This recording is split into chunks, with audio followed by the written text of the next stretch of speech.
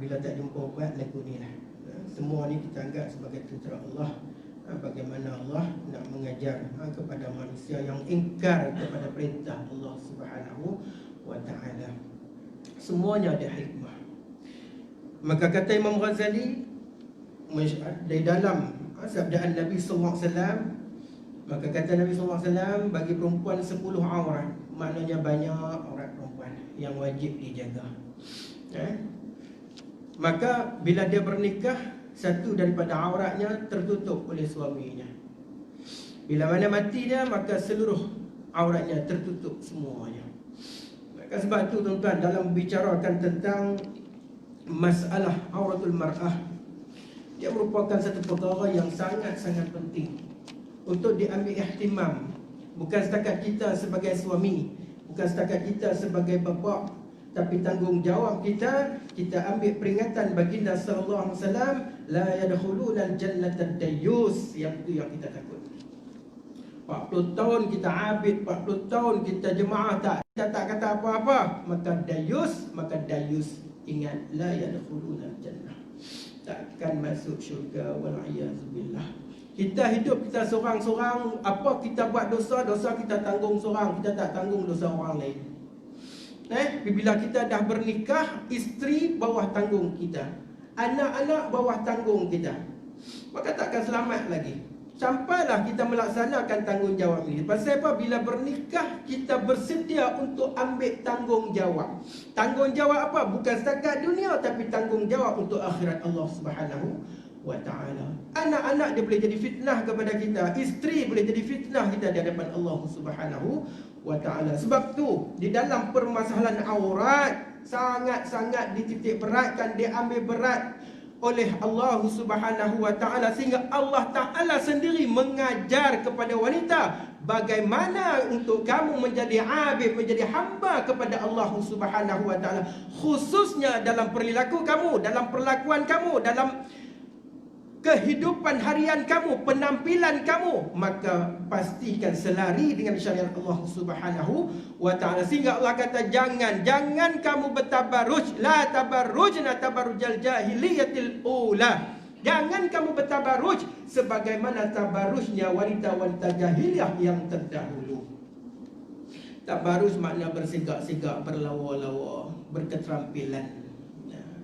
Hari ini ramai orang hanyut, ramainya wanita-wanita hanyut dengan apa dia? Apa yang dia panggil dengan istilahnya trending, tuan-tuan. Masing-masing ikut syarak, tapi mereka berpakaian untuk ikut peredaran zaman. Dulu kita jarang tengok orang perempuan yang berisi Annie. Tu sekali Annie dah tu. Badan besar. Jarang kita tengok wanita-wanita yang berisi berpakaian ketat-ketat. Hari ni sama naik ya. Hak kurus pun ketat, hak berisi pun nak ketat juga. Pasal apa? Fashion, ikut zaman moden. Orang zaman sekarang dia mula ikut apa yang trending. Apa yang menjadi kemodenan ataupun barang yang, ataupun pakaian-pakaian yang glamour. Jadi mereka pakaian ikut fashion sekarang. Jadi pakai pun ketat. Allahu Akbar. Allah kata jangan, lagi tu dia nak buat. Tu dalam perihal permasalahan bagaimana mengajar menutup aurat, sehingga Allah mengajar kepada baginda sallallahu alaihi wasallam, ya ayyuhan nabi qul li azwajika, wahai nabi, qul li azwajika. Habba ni makna didik sungguh-sungguh. Qul, bagi tahu pada isteri hang, azwajika wa banatika wa nisa'il mu'minin. Ajar kepada isteri kamu, ajar kepada anak-anak perempuan kamu, ajar kepada wanita-wanita beriman, yudnina alaihinna min jalabibihinna. Yudnin, ulama menafsirkan dengan pakaian yang menutupi daripada kepala sampailah ke kaki. Tu pakaian wanita yang menutupi seluruh tubuhnya. Tutup lagu mana? Nisaun ariyatun kasiyatun ariyatun. Jangan sampai pada peringkat yang Nabi SAW menyebutkan wanita-wanita yang berpakaian tetapi bertelanjang. Mereka berpakaian tapi bertelanjang. Sebab apa? Pakaian yang menampakkan bentuk-bentuk tubuh-tubuh mereka. Maka pakaian ini Nabi kategorikan sebagai wanita yang berpakaian tetapi bertelanjang. Haram pakaian itu kepada mereka. Lagi diharamkan, kata syarak haram, lagi itu mereka nak buat. Lagi itu mereka nak lawan. Tak kira anak dara, tak kira bini orang, sama naik. Ni tuan-tuan yang berlaku. Hari ni kita boleh tengok kalau pergi pasar raya, kalau pergi jalan-jalan kat taman, kita boleh tengok macam mana isteri. Allahu Akbar. Ni isteri yang berpakaian menyebab jadi pasal nak tekuk tu rasa Allah. Nak tekuk takut berasa hati. Tu kata. Nak tekuk ustaz. Tapi tu payah nak mula tu. Nak mula tu takut dia berasa hati sekali, dia berasa hati sekali, dia mengajuklah, payahlah ustaz. Dah, ni hang bersedia untuk Allah campak dalam neraka. Kalau bersedia, tak apalah, buatlah lagu tu. Dah, tu bukan sayang tu. Tu hang zalim pada diri hang. Dah, ni. Dah, hang zalim pada diri hang. Dah, maka tegur. Bila isteri buat perkara mungkar, tegur. Pakaian yang mungkar, tegur. Solekan yang mungkar, tegur. Hari ni ramai di kalangan kita tak berani nak tegur isteri yang bersolek-solekan melampau. Tak berani kita. Bahkan kadang-kadang tak ambil peduli pun. Tak ambil peduli pun. Isteri bersolek-solek beria ni, tak ambil peduli pun. Tak ada rasa cemburu. Sedangkan dayus dengan makna satu orang suami yang tidak ada perasaan cemburu dalam hati dia. Cemburu lagu mana? Isteri keluar menampakkan penampilan yang indah-indah kepada orang laki-laki lain, dia tak ada perasaan cemburu tu. Tak ada. Suami bercakap, isteri bercakap dengan laki jabat dia untuk makan bersama, tak ada rasa tanggungjawab sebagai isteri. Sedangkan syariat bila mana diajukan permasalahan isteri yang bekerjaya, Syekh Atiyah Sakar menyebutkan, yang pertama wajib mendapatkan keizinan suami. Ni isteri nak bekerja, dia wajib mendapatkan izin daripada suami. Suami kata izin, kerjalah. Izin lagu mana? Izin tu dengan keikhlasan. Suami mengizinkan, bukan sebab takut. Bukan sebab takut. Takut ni lagu mana? Kalau bini aku tak kerja, nak makan apa nanti? Nah, itu tak boleh lagu tu. Nah, makna keizinan itu kita redha. Bukan dah ada sebab yang lain. Kita redha. Dia nak bantu kita, tak apalah. Dah sekurangnya pahala dia untuk kita, untuk dia juga. Izin. Yang kedua, memelihara tanggungjawab dia kepada Allah Ta'ala. Tanggungjawab dia kepada Allah Azza wa Jalla. Tanggungjawab secara peribadi. Maknanya dari segi pergaulan dia jaga. Dia tak melangkaui batasan syariat Allah Subhanahu wa Ta'ala. Yang ketiga, dia mampu untuk melaksanakan tanggungjawab dia kepada suami dia. Dia mampu melaksanakan tanggungjawab dia kepada suami dia. Makna kerjaya dia tak menafikan hak suami dia. Tapi kalau kerjaya dia menafikan hak untuk dia melunaskan tanggungjawab wajib dia kepada suami, maka dia tak boleh bekerja. Tak boleh bekerja. Hari ni ramai tu kan, suami balik malam, isteri keluar malam. Nah, suami balik pukul 5 petang, isteri keluar pukul 5 petang. Nah, jumpa dekat muka pintu kan. Pergi dulu bang. Yalah, suami balik. Isteri keluar pergi kerja. Nah ni, banyak jadi ni pada doktor-doktor. Doktor-doktor. Tapi bila kita bernikah dengan doktor, kita redha, maka redha kena keseluruhan. Jangan sampai kita berasa hati. Ingat tuan, kalau kita berasa hati, isteri tu berdosa tuan. Kalau kita dah redha keadaan isteri kita lagu, dan kita tahu kondisi pekerjaan dia tak tentu masa. Dia kadang-kadang dia kena kerja malam, yang kita tak jumpa dia waktu malam. Maka kondisi lagu tu kita kena redha. Dan jangan kita berasa hati. Dan berasa hati menyebab jadi asbab kepada isteri itu berdosa. Sebab tu benda-benda ni kita kena perbincangan lagi antara kedua-dua pihak. Redha meredai di atas pekerjaan masing-masing. Kemudian yang keempat, jangan berlaku sombong. Isteri bila berkerjaya, jangan berlaku sombong. Ramai hari ni yang bercerai-berai pasal apa? Sombong. Isteri dia sombong dengan pekerjaan dia. Dah, dia merasakan, aku kerja gaji aku lebih banyak pada tu lelaki aku.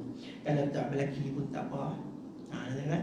Dah, dia tak ada rasa mengharap kepada suami lagi dah. Dah, kehidupan dia tak berasa bertanggung kepada suami lagi dah. Dah, pasal apa? Dia lebih kaya daripada suami dia. Rumah tu rumah aku. Rumah kita duduk tu rumah dia. Nah, kereta tu kereta dia. Guna nama dia, tuan.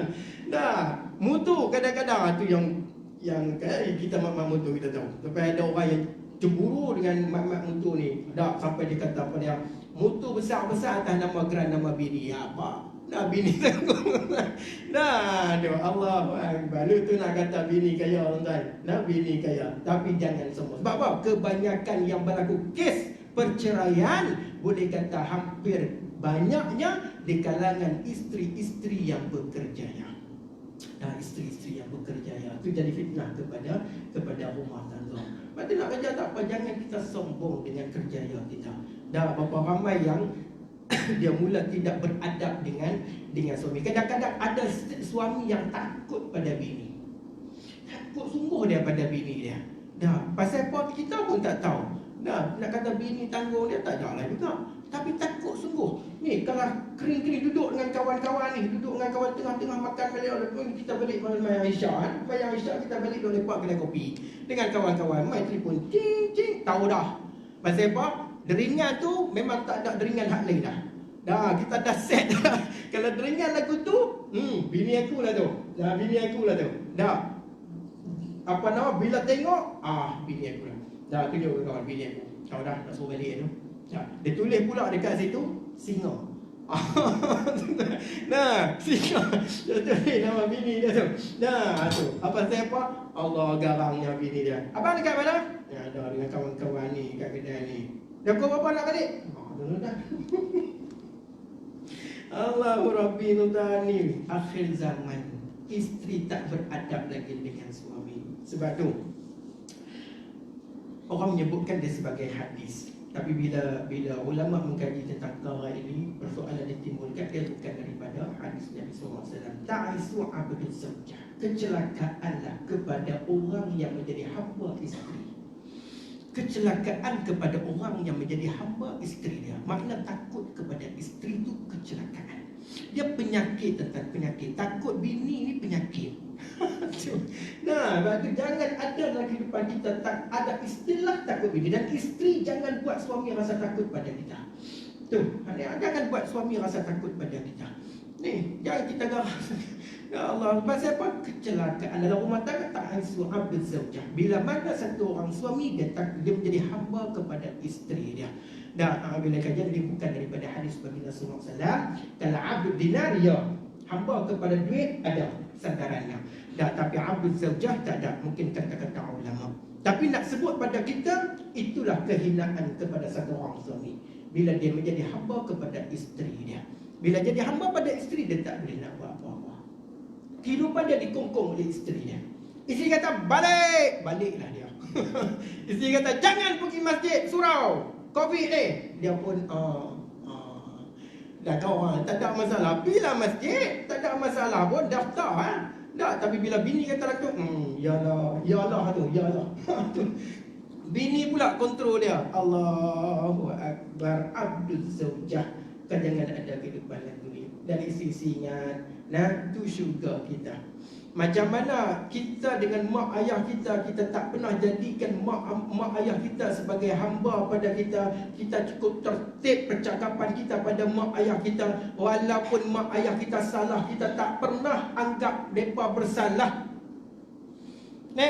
Kita tak pernah anggap mereka bersalah. Walaupun mak ayah kita salah, kita tak pernah merasa mereka bersalah. Kita rasa, yalah mak, salah saya lah saya. Dah. Maka macam itulah dalam kehidupan rumah tangga. Isteri kena pastikan kita beradab dengan suami. Sebab apa tu? Syurga kita. Syurga kita. Salah macam mana pun suami, tak boleh kita tinggikan suara kepada suami kita. Tak boleh tengking-tengking suami kita. Dan pastikan jangan kita buat suami kita berduka cita dengan kita. Itu paling keutamaan. Takkan Allah redha pada kita. Allah tak akan reda kepada isteri yang buat suami dia berduka cita. Sama macam kita dengan mak ayah kita. Allah tak akan reda hidup kita kalau kita berduka citakan mak ayah kita. Pasal apa? Mereka syurga pada kita. Sebagai itulah hidup isteri. Itu syurga kamu. Maka pastikan kamu berbuat baik pada syurga kamu. Nah, itu kehidupan. Nah, kalau tak nak macam tu, jangan menikah. Itu je. Nah, ni. Nah, suami zalim. Kalau jenis hak poligami, tak berlaku adil. Kita dah bincang dah dulu. Tak berlaku adil. Bila tak berlaku adil, ulama kata, jangan sampai kamu meninggikan suara. Tapi bercakaplah dengan nada yang lembut kepada mereka. Tapi ada lagu tu. Tak payahlah nak jumpa. Abang, saya dah 3 hari, takkan saya 2 hari ya? Itu banyak. Nah, itu banyak. Dia punya level tu terus. Nah, terus macam mendaki bukit, terus level tinggi. Mereka juga bertudung. Biasa tengok dah, adat tu masih ada sampai sekarang kepada orang-orang Arab. Khususnya Arab-Arab Kristian. Nah, Arab-Arab Kristian. Macam mana? Mereka pakai tudung hanya menutupi bahagian ni. Ni, tudung mereka pakai hanya menutupi bahagian ni. Biasa kalau tengok orang Kristian masih ada yang macam tu. Itulah panggil adat-adat orang-orang jahiliah, wanita-wanita jahiliah. Mereka memakai menutup kepala tapi menampakkan leher, menampakkan dada. Nah, itu adat orang jahiliah, wanita-wanita jahiliah. Sehingga Allah Ta'ala mengajar sendiri kepada wanita-wanita beriman, wal yadribna bi khumurihinna ala juyubihinna wala yubdina zinatahunna illa li bu'ulatihinna ila akhir ayat. Allahu akbar. Allah sendiri mengajar, tuan-tuan. Ya. Bagaimana wanita bila nak bertudung, hendaklah mereka menutupkan kain yang dipakai untuk menutup kepala, tudungnya ni hingga ke dada mereka. Ni tutup ni sampai ke dada, tutup bahagian dada. Arab jahiliah, wanita-wanita jahiliah, mereka buka leher, mereka buka dada. Allah ajak kepada wanita-wanita beriman, kamu bila pakai tudung, tudung tu ditutup daripada tutup leher sampai ke dada. Tutup bahagian dada, tutup bahagian leher. Lagi Allah ajak lagu tu, lagi nak lawan Allah. Tak nak pakai tudung. Kalau pakai tudung pun tak nak tutup bahagian dada, nak bagi nampak. Suka nak tayang pada orang. Pasal apa? Wallahualam, kita pun tak tahu selama. Nah, Allah kata jangan lagi tu nak lawan Allah Ta'ala. Sebab tu tak balik. Mi'raj Nabi, balik Nabi SAW cerita pada sahabat-sahabat, aku melihat ramai di kalangan isi neraka, di kalangan para wanita. Tak balik. Kita boleh tengok pada hari ini. Hari ini kita boleh tengok dah masyarakat wanita lagu mana. Dah ni. Tambah mai dajjal lagilah. Nah, tambah dajjal mai lagi. Dengan fashion pun mereka hanyut, dengan dajjal lagilah. Nah, hanyut. Jumpa abang Jal, habis pun. Tu. Jadi pengikut, Nabi kata, pengikut dajjal paling ramai di kalangan para wanita. Pasal apa? Kita boleh tengok hari ni. My trendingnya ikut TikTok, tuan-tuan. Cuba tuan-tuan tengok. Hak banyak apa dia? Hak ramai dalam TikTok siapa dia? Saya tak ada TikTok dalam ni. Tapi benda tu glamour. Nah, aku pun tak reti nak main TikTok lagu mana. Nah, glamour pada tu. Dan kebanyakan yang main TikTok adalah di kalangan para wanita. Dia berjoget. Anak-anak perempuan kita, isteri kita jangan bagi keluar rumah. Ni, pasal apa? Jumpa dengan abang Jan, habis dah. Hanyut dah. Nah, ni kata trending tu. Main trending, habis. Tu wanita-wanita akhir zaman. Bantu jaga-jaga. Bantu tak boleh. Allah kata, bila Allah perintah, ramai yang suka lawan Allah Ta'ala. Kita orang lelaki-lelaki, Allah perintah, takut kita. Nah, takut kita. Sebab tu tak pernah kita tengok orang pergi pasar raya di kalangan orang lelaki-lelaki pakai selak pendek saja. Tak ada. Tak pakai baju, pakai selak pendek. Pakai selak pendek tak ada pakai baju. Tutup dah aurat. Tapi nak sempurna. Nah, tu kata nak sempurna. Tapi orang perempuan lagi Allah perintah, lagi tu nak lawan. Wal'iyazubillah. Batu jaga-jaga dalam permasalahan aurat ini. Dah, kitalah bertanggungjawab terhadap anak bini kita.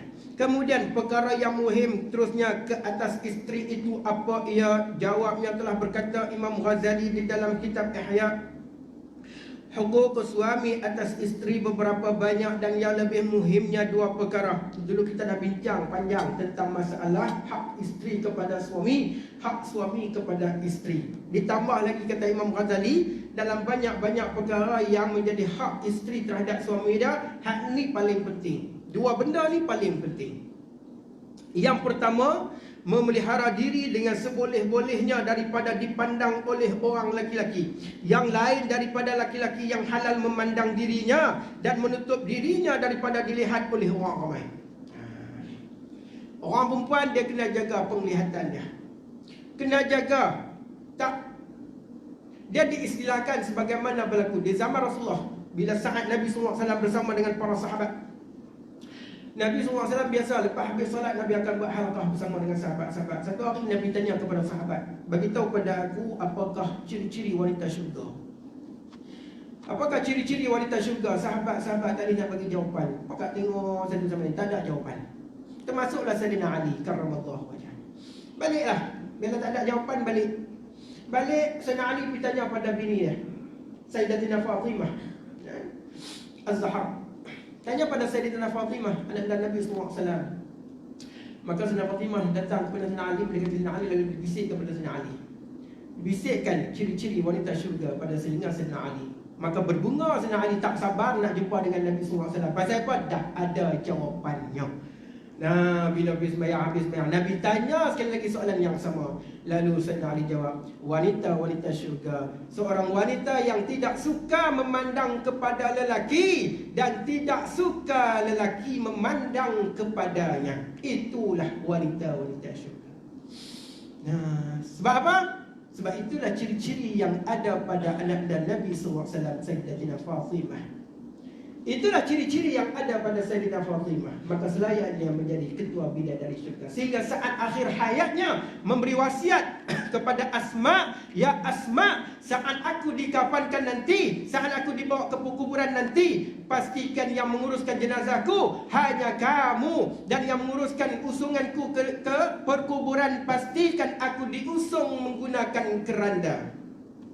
Dahulu ada adat setengah masyarakat, mereka memakai tenda ke rumah, keranda yang ditutup. Maka Sayyidatina Fatimah mewasiatkan, pakaikan saat aku dibawa nanti, gunakan keranda itu. Sampai hari ini kita guna keranda. Apa tujuan? Kita pun tak tahu. Tadi ikut-ikut. Maka itulah permulaan. Dia adat. Maka Sayyidatina Fatimah minta gunakan. Pasal apa? Dia tak nak tubuh dia dilihat oleh orang. Tak suka tubuh, bentuk tubuh dilihat oleh orang saat dibawa ke kuburan. Allahu Akbar. Hidup tak suka dipandang lelaki, tak suka memandang kepada lelaki. Saat mati pun tak suka orang memandang kepada tubuh badannya, bentuk tubuhnya tak suka. Dan diminta dikuburkan pada waktu malam. Dikuburkan pada waktu malam supaya orang tak dapat melihat. Ni Sayyidatina Fatimah, Allahu Akbar, anak Nabi SAW. Ciri-ciri wanita-wanita syurga. Maka para wanita yang mengimpikan syurga, yang ingin duduk dalam syurga, berbidadari, ketuakan bidadarinya Sayyidatina Fatimah, maka inilah ikutannya. Dan inilah kena jadikan sebagai kekuatan dalam diri kita. Dan istiqamah dengan apa yang dibentuk kepada Sayyidatina Fatimah oleh Nabi SAW. Apa dia? Prinsip tidak suka memandang kepada lelaki dan tidak suka lelaki memandang kepadanya. Kalau ada dua prinsip ini, insya-Allah isteri kita isteri yang terbaik untuk kita. Nah, dia tak akan bersolek-solek wajahnya. Setakat touch-up dengan bedak itu biasa. Tak merubah bentuk wajah. Tapi hari ini yang ramai, mereka bersolek hingga menukar bentuk wajahnya. Nah, bertukarlah bentuk wajahnya. Di sini hijau merah semua ada, di sini eyeshadow apa semua, dahak hijau biru semua ada dekat situ. Nah, hilang dah wajah yang asal, dah tak ada dah. Nah, maka ini wanita jahiliah, wanita-wanita pelacur. Maka kenapa kita yang beriman nak meniru cara macam ni untuk dipertontonkan kecantikan kita? Kalau kita mengimpikan syurga, kalau tak nak syurga, buatlah sebagaimana wanita-wanita jahiliah. Allah sediakan untuk kita neraka di akhirat esok oleh Allah Subhanahu wa taala. Sebab siapa? Melawan perintah Allah Taala. Bantu jaga. Dan yang pertama, jaga penampilan kita. Dan cukuplah untuk suami kita, untuk kita tampilkan wajah-wajah yang cantik, untuk kita bertacap-tacap wajah. Bahkan kita menyukakan suami kita dengan wajah-wajah yang indah-indah, kita berpaling bala di sisi Allah Subhanahu wa ta'ala. Dah ni, dah. Bagi suami kita rasa seronok tengok kita. Dah, bukan balik rumah Allahu Akbar tepuk dia. Dah, dengan rambutnya berterbangan, dah Allah tak terurus dan sebagainya. Baik, yang kedua kata Syekh, keduanya, tidak meminta pada suami apa-apa yang tidak berhajat kepadanya, seperti diberati amat akan suami mencarikan barang yang tiada terdaya, dan jangan meminta padanya barang yang lebih daripada hajat bagi dirinya, dan biar memelihara diri daripada mengambil pencarian suami itu apabila ada kedapatannya daripada perkara yang haram.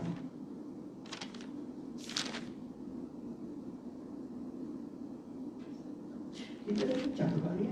Asal tidak bincang pula. Kita belum ni. Confuse tadi. Nah, baik. Tidak meminta pada suami apa-apa yang tiada berhajat kepadanya. Nah, yang kedua kata Imam Ghazali, jangan kita susahkan suami untuk hajat kita.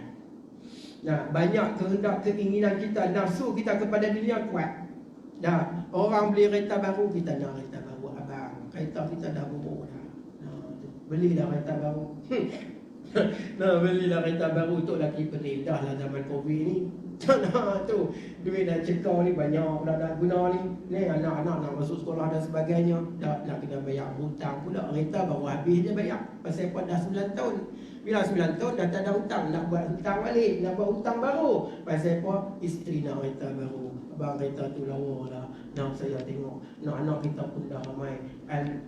Apa nama Nissan oh nama nak sebut tak kerti dah tu besar tu nampak macam segak lah sikit macam bah pun ada dah tu dah nak kereta baru tu lagi pening. Jangan kita peningkan tu lagi kita dah peningkan kita tak apa dah kita ada duit belilah tak ada masalah dah ni dah tu kadang-kadang dalam rumah tangga pun ada orang yang suami dia tak boleh kerja lagi dah pasal apa. Macam kita lah musim Covid ni ada yang kena berhenti kerja. Ramai tuan. Pilot tuan nak baru ni gamer tu. Dah pilot pramugari ni gaji tuan RM10,000 tuan. Dah RM10,000 tuan. Dah lagi banyak masa dia di udara lagi tinggi gaji dia. Beratus jam dia di udara maknanya kepakaran dia dalam mengendalikan kenderaan udara. Nah tu. Maka lagi banyak kena berhenti. Bila berhenti tu kan, tu dia rumah mestilah besar, kereta mestilah besar. Kalau ada motor besar. Kalau bini kecil, bini tak mau besar. Nah, dia orang Melayu dia tak macam orang Arab. Orang Arab kalau dah nikah, kena bini bagi basah badan, tak kira air, kata tak bagi makan ke anak aku. Kita orang Melayu tu dah tak mau hal lagu tu. Dah bini pun kena jaga. Banyaklah kosmetik hari ni untuk pelangsingan badan dan sebagainya. Dah ni, maka cari kerja yang halal. Banyak dia buat. Antara dia Grab. Cari Grab. Dah. Maka kita kembali. Ada suami yang tak bekerja, maka isteri yang menanggung. Isteri yang menanggung. Kadang-kadang bila isteri menanggung ni dia keluh kesah. Dia kata abang pergilah cari kerja. Dah, abang pun kata tengok dengar ni. Dah tulang abang dah reput dah. Dah jadi tak terambil ajis dah. Tu. Dah Allahu Akbar. Berlaku zaman Rasulullah tuan. Zaman Rasulullah ada satu orang wanita. Dia mai jumpa dengan Rasulullah nak minta solusi. Dia kata suami dia tak bekerja, aku yang menanggung nafkah rumah tangga. Aku yang menanggung nafkah rumah tangga. Suami aku tak bekerja. Lalu Nabi bagi pilihan. Yang pertama Nabi kata, nak tak aku bercerai dengan dia. Nak tak bercerai dengan dia. Pasal apa? Bila suami tak melaksanakan tanggungjawab, isteri boleh menuntut perceraian. Tak berdosa pada isteri. Pasal apa? Pasal tanggungjawab itu kewajipan. Bila suami tak melaksanakan kewajipan, bila isteri menuntut suami yang min ghairi ba', ya, perkara yang berlawanan dengan hukum syarak. Faharramallahu alaihi min raihatil jannah. Maka orang masuk syurga ni penuh dengan kenikmatan, tapi dia tak rasa nikmat. Yang kedua, memang dia tak masuk syurga tuan. Tak masuk syurga. Maknanya dia dihukum oleh Allah Subhanahu wa taala. Pasal apa? Tuntut cerai dalam perkara yang tak dibenarkan oleh syarak. Suami baik dah, okey dah, abid, jaga tanggungjawab, tiba-tiba dia suka pada jantan lain, dia minta cerai. Ni yang lain. Maka Nabi bagi tahu, kalau kamu tak nak bercerai, kamu teruskan kehidupan sebagaimana keadaan kamu sekarang. Bahkan dengan keadaan kamu menanggung keluarga kamu, kamu mendapat 3 benda. Nih, 3 keuntungan kepada kamu. Pahala berganda-ganda kepada kamu. Yang pertama kata Nabi SAW, pahala kamu membahagiakan suami kamu, menenangkan suami kamu. Tu. Yang kedua, pahala yang kamu perolehi dengan menafkahi keluarga kamu. Kamu cari duit, kamu beli barang-barang rumah, kamu membahagiakan keluarga kamu. Sebenarnya kamu sedang bersedekah, berinfak terhadap keluarga kamu. 2. Yang ketiga, kamu mengukuh silaturahim di antara kamu dengan anak-anak kamu. 3 ni Nabi bagi tahu pada wanita ini. Dan bila mana dia menuntut kepada yang kedua, maka teruslah kehidupan dia bersama dengan suami dia dalam keadaan dia menanggung nafkah keluarga. Ni, tapi suami yang macam mana, uzur, tak boleh bekerja, kena potong kaki dan sebagainya, maka isteri-isteri jangan kita putus asa. Bila Allah uji kita dengan suami yang kena stroke, dia tak boleh lagi berjalan, kita pernah menguruskan dia, potong kaki, kencing manis, dia tak boleh lagi berjalan, nak kerja pun tak boleh dah, apa semua kena berhenti kerja dan sebagainya, kita menanggung dia. Maka jangan ada keluh kesah. Jangan ada keluh kesah. Sebab apa? Sebab Allah Ta'ala sedang melipat gandakan pahala untuk kita. Maka uruskanlah suami kita seadanya. Allah sedang menguji dan Allah sedang sebagaimana adanya. Kalau kita menanggung nafkah keluarga, jangan kita keluh kesah di atas tanggungjawab itu. Kemudian bahkan carilah.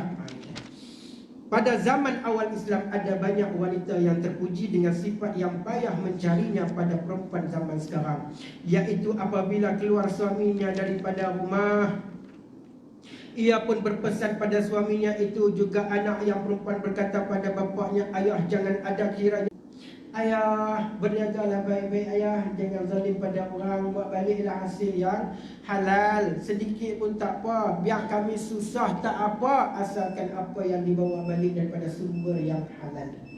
Ni, anak-anak nasihat ayah, isteri menasihati kepada suami, buat balik benda yang halal untuk dimakan oleh anak bini, bukan daripada perkara yang haram. Begitu juga saat suami nak berpergian, maka datanglah, nak musafir, datang jiran bagi tahu kepada isteri, jangan kamu izinkan suami kamu berpergian sebelum dia melaksanakan ataupun meninggalkan nafkahnya kepada kamu. Jiran mai kepada isteri, ni suami nak musafir ke? Ya, hang jangan bagi dia pergi sampai dia laksanakan tanggungjawab dia. Sampai dia melaksanakan amanah dia. Pastikan makanan-makanan cukup. Pastikan segala-galanya cukup. Yang bagi keperluan kepada kamu. Lalu dijawab oleh perempuan itu, apa jawabnya? Adalah suamiku itu daripada semenjak aku tahu akan dia dan aku kenal akan dia, aku tahukan dia itu kuat makan saja. Aku kenal tok laki aku ni, sepanjang aku kenal dia ni jenis kuat makan. Jenis kuat makan. Tidaklah aku tahu akan dia yang memberi rezeki, tapi aku tak pernah tahu yang dia ni pemberi rezeki pada aku. Tak tahu. Aku tahu dia kuat makan dah. Tak. Dan aku ada bagiku yang memberi rezeki, iaitu Allah yang kekal, dan yang kekal itu Tuhan yang Maha Razak. Ni Allahu Akbar. Ni wanita-wanita terdahulu di awal-awal Islam, cukup keyakinan dia, kebergantungannya kepada Allah Subhanahu wa Ta'ala. Amailah abang macam mana pun, tok laki aku sedia untuk mempertahankan suami aku. Ni tuan-tuan, pergantungan kepada Allah. Sebab tu dalam kehidupan kita jangan ada prinsip kita kebergantungan kepada makhluk, tapi banyakkanlah pergantungan kita kepada Allah. Tambah lagi dalam kehidupan kita berumah tangga ni, pesan pada diri juga. Bila kita banyak baca kata-kata ulama, mereka pesan pada kita, banyakkan pergantungan kepada Allah. Jangan kita mengharap kepada makhluk. Contoh, kita dalam rumah tangga, kita nak isteri taat pada kita. Kita nak isteri cakap baik pada kita, cakap lembut pada kita. Jangan dia tinggi suara pada kita. Bila kita mengharap yang sedemikian, bila dia mai kelaku singa, kita mudah putus asa. Kita mudah sakit hati. Pasal apa? Kita bergantung pada makhluk. Begitu juga dengan isteri. Begitu juga dengan isteri. Bergantunglah kepada Allah. Jangan bergantung kepada suami. Suami ni dia zalim pada kita, dia tak adil kepada kita, dia khianat pada kita. Maka bergantunglah kepada Allah Ta'ala. Doalah pada Allah. Kalau itu ujian pada kita, anggap itu ujian tanda kasih sayang Allah pada kita. Begitu juga kita sebagai suami. Bila kita berdepan dengan isteri yang sebegitu, maka anggaplah itu ujian kepada kita, tanda Allah sayang kepada kita. Maka Allah uji yang sedemikian. Nah, benda ni kalau cakap pada orang perempuan, mana boleh Ustaz? Kalau suami zalim pada kita, kita kena zalim balik. Mana adil? Dah dia zalim pada kita kita redha. Mana boleh? Tu. Ramai hal lagu ni. Dah, tapi kita kena ingat Asia. Siapa suami dia? Firaun. Suami kita, bukan suami kita ni, suami orang lain dah. Dia perangai Firaun. Asia, tok laki Firaun. Dia bukan perangai Firaun, tok laki dia tu Firaun, tuan-tuan. Nah, kita duk kata, Ustaz, mana boleh Ustaz? Perangai macam Firaun, mana boleh? Kita kena lawan lah. No, Asia, suami dia Firaun, bukan perangai Firaun. Memang Firaun sungguh. Macam mana dia? Sabar dia. Firaun buat macam mana pun sabar dia. Sabar dia. Berserah diri pada Allah Subhanahu wa Ta'ala. Mengharap penuh pada Allah. Tak bergantung pada Firaun. Bergantung kepada Allah Subhanahu wa Ta'ala. Redha dengan ketetapan Allah Subhanahu wa Ta'ala dalam hidupnya untuk menjadi isteri kepada Firaun. Ni Allahu Akbar. Akhirnya ke mana Asia? Syurga Allah Subhanahu wa Ta'ala. Batu dalam kehidupan kita, bergantunglah kita kepada Allah. Jangan kita bergantung kepada makhluk. Sebab apa? Kita mengharap kalau bergantung pada makhluk, apa yang kita ingin tak capai, kita akan mudah putus asa, berduka cita dan seumpamanya. Maka itulah cara macam mana kita nak merawat hati kita. Kita dapat isteri yang melawan kata-kata. Kalau kita ikut dia, maka kita akan berduka cita. Tapi kalau kita bergantung kepada Allah, kita sabar. Kalau itu kita anggap sebagai ujian Allah pada kita untuk menguji kesabaran kita. Di samping kita didik dengan cara yang baik, dan sabar dalam mendidik isteri yang sebegitu akhlak dan perangainya. Nah, sebab kita tak kenal bagaimana akhlak isteri sebelum kita menjadikan dia sebagai isteri. Tapi bila kita dah berkahwin, baru kita kenal watak dan kategori dia. Begitu juga pada suami isteri. Tak kenal suami, karakter suami macam mana. Bila dah bernikah, berkahwin, baru kenal suaminya, bagaimana karakternya. Maka sabarlah dengan ujian Allah pada kita. Dan mudah-mudahan Allah mudahkan kita jalan ke syurga. Sejarah-sejarah yang terdahulu untuk kita jadikan sebagai panduan. Nabi Nuh alaihi salam. Nabi Nuh seorang yang beriman, isteri tak beriman, anak tak beriman. Dan Firaun, isteri beriman, Firaun tak beriman. Maka itulah kehidupan dalam masyarakat, dalam kehidupan kita. Kita ambil itu sebagai pengajaran kepada kita. Yang penting kesabaran kita dalam kehidupan kita, menempuhi bersama dengan isteri dan anak-anak kita. Didiklah mereka dengan baik. Sebab apa? Tanggungjawab pendidikan itu adalah amanah yang terbesar. Ramai orang boleh bagi makan pada bini anak. Ramai orang boleh sedia tempat tinggal pada anak bini. Ramai orang boleh bagi pakaian kepada anak bini. Tapi pendidikan kepada anak bini jarang kita boleh bagi. Jarang orang boleh bagi. Pendidikan apa dia? Pendidikan agama. Sebab tu kita dengan hati-hati. Sebab apa? Itu tanggungjawab kewajipan kita kepada isteri. Bawa isteri main pengajian. Kalau kita tak mau buat pengajian, cari satu orang guru untuk mengajar dia tentang ilmu-ilmu Allah Subhanahu wa Ta'ala. Ajarkan kepada dia. Kalau kita mampu mengajar, didik dia. Dan tiap-tiap pagi lepas sembahyang subuh, balik sembahyang subuh, sembahyang duha, lepas sembahyang duha, kalau tak ada kerja, buka hadis baca depan keluarga kita. Waktu cuti. Nah, ada waktu cuti. Kalau waktu kerja, tak ada masalah. Nah, tetapi ambil peluang untuk adakan juga majlis ilmu dalam keluarga kita. Bentuklah pasal apa? Pasal kita ketua dalam rumah tangga, kita lah kena bentuk keluarga kita. Macam mana kita nak bawa keluarga kita sampai ada kita nak bawa ke syurga, maka maka turutilah apa yang diajar oleh Allah Ta'ala, yang diajar oleh baginda sallallahu alaihi wasallam kepada kita untuk kita bawa anak bini ke syurga. Tapi kalau kita nak bawa anak bini kita ke neraka, ikutlah perangai iblis syaitan, maka neraka lah tempatnya. Maka di sana ada dua jalan yang untuk kita sebagai pemimpin dalam keluarga kita. Maka macam mana kita nak bawa sebagai pemimpin, ikutlah sebagaimana yang diajar kepada kita oleh Nabi sallallahu alaihi wasallam. Mudah-mudahan kita menjadi suami yang mampu memimpin anak-anak isteri menuju syurga Allah Subhanahu wa taala. Siru ala barakatillah. Cukup sekadar itu pertemuan kita pada malam ini. Insyaallah kita akan sambung pada pertemuan akan datang masih dalam bab ini. Wallahu taala a'lam. Bismillahirrahmanirrahim. Alhamdulillah Rabbil Alamin. Hamdan syakirin, hamdan yuafi ni'amahu wa yukafi mazidah. Ya Rabbana lakal hamdu kama yanbaghi li jalali wajhikal karim wa 'azimi sultanik.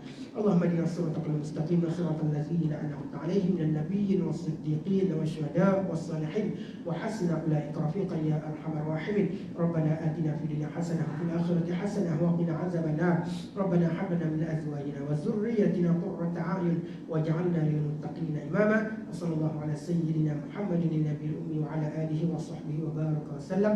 Walhamdulillahi rabbil alamin.